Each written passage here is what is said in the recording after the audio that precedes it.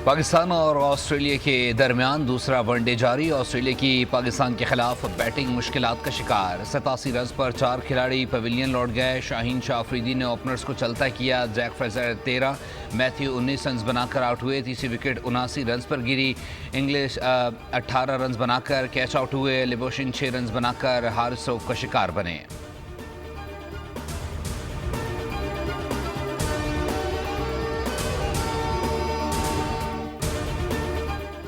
लाहौर दुनिया के आलूदा तरीन शहरों में आज भी सर फहरिस्त। Air quality index 682 record. Motorway M2 और M3 पर स्मॉग की वजह से हद निगाह में कमी।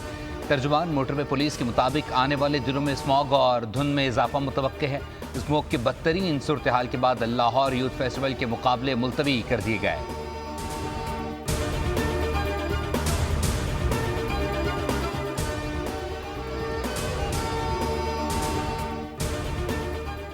चीफ जस्टिस याह्या अफरीदी की जेर सदारत जुडिशल कमीशन का इजलास आज होगा। इजलास में सिंध हाई कोर्ट में आईनी बेंचों के लिए जजों की नामजदगी पर गौर होगा। Justice Mansoor Ali Shah, justice Munib Akhtar, justice Amiruddin Khan शरीक होंगे।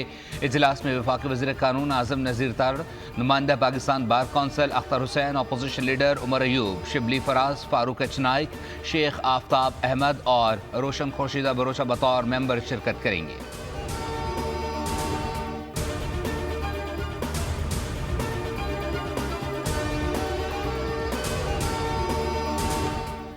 सिंध हाई कोर्ट में आईनी बेंचेस के क़याम का मामला। 2 रुकनी बेंच ने नई आईनी दरख्वास्तों की समाअत की इजाज़त देने से इनकार कर दिया। नई आईनी दरख्वास्तों की समाअत के लिए वकला ने अदालत से इजाज़त तलब की थी।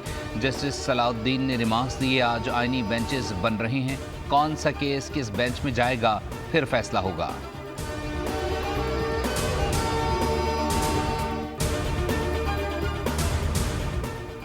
और पाकिस्तान स्टॉक एक्सचेंज में कारोबार का मज़बूत आगाज़। इंडेक्स में 96 पॉइंट्स का इजाफा। 100 इंडेक्स 92,617 पॉइंट्स पर ट्रेड।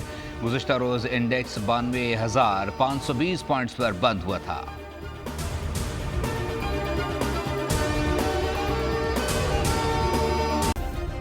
सब्सक्राइब करें और बेल दबाएं ताकि कोई खबर रह न जाए।